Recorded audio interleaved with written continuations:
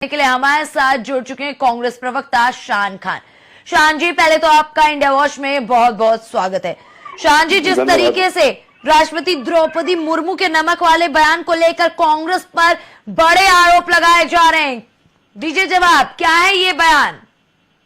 देखिए, उनका जो भी ट्वीट था उसके लिए उदित राज जी ने स्वयं स्पष्टीकरण दे दिया है। उन्होंने ट्वीट करके बता दिया है कि वो शब्द उनके निजी शब्द थे, उससे पार्टी का कोई लेना देना नहीं है जी। उन्होंने जो प्रश्न खड़े किए हैं वो बिल्कुल उचित प्रश्न खड़े किए हैं। उनके शब्द गलत हो सकते हैं, उनकी भाषा गलत हो सकती है, किंतु राष्ट्रपति महोदया ने भी पूरे देश का अपमान किया ये कहकर कि 70% भारत गुजरात का नमक खाता है। लेकिन जिस तरीके से राष्ट्रपति के लिए चमचागिरी शब्द का इस्तेमाल किया गया वो सही है? नहीं, तो वो मैं उसकी निंदा कर रहा हूँ ना, मैं तो कह रहा हूँ ना कि उनके शब्द गलत हैं। तो मैंने पहले कहा ना, राष्ट्रपति जी को यह अधिकार है कि वो देश के लोगों का अपमान करें।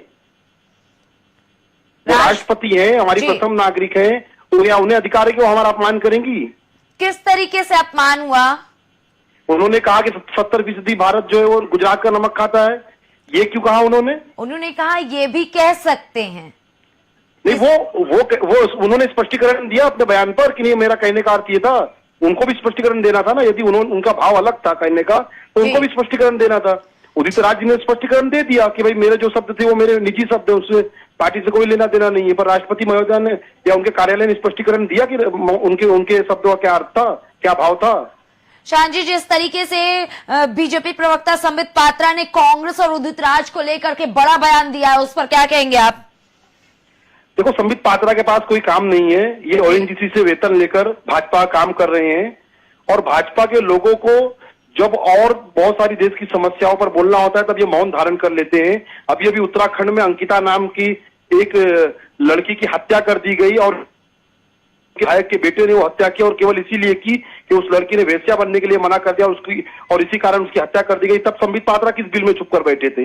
तब ये स्मृति ईरानी कहाँ बैठी थी? क्यों नहीं आई सामने? क्यों नहीं उन्होंने प्रेस वार्ता करके उसकी निंदा की?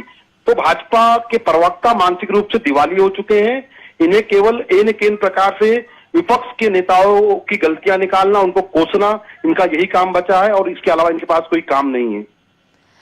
जी शान जी, जिस तरीके से अब उदित राज के बयान आए, उससे पहले कांग्रेस के अधीर रंजन चौधरी का बयान सामने आया था। इन सभी बयानों को लेकर के बार बार ये कहा जा रहा है कि ये उनकी आदिवासी विरोधी मानसिकता को दर्शाता है। देखिए, कांग्रेस पार्टी हर समुदाय का सम्मान करने वाली पार्टी है और हर समुदाय को प्रतिनिधित्व देने वाली पार्टी है। भाजपा हमें न सिखाए कि हम क्या कर रहे हैं और क्या नहीं कर रहे, उनके प्रमाण पत्र की आवश्यकता हमें नहीं है। हमने गुजरात में सर्वप्रथम आदिवासी मुख्यमंत्री बनाया। हमने आदिवासी दलित समुदाय के लिए, पिछड़े समुदाय के लिए हमेशा कार्य किया है। तो हमें भाजपा से प्रमाण पत्र लेने की आवश्यकता नहीं है।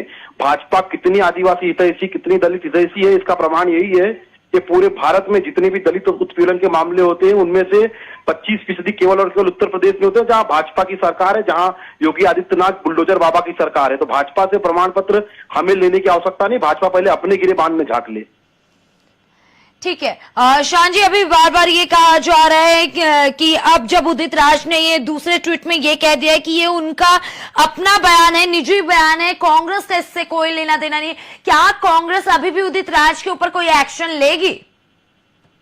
देखिए, उन्होंने स्पष्टीकरण दे दिया है। वो उनका व्यक्तिगत बयान था। उन्होंने स्वयं कहा, ये मैं नहीं कह रहा हूं। इसके अतिरिक्त पार्टी आला कमान इस पर निर्णय लेगा। इसके लिए अभी मैं यहाँ पर कुछ बोल नहीं सकता हूँ।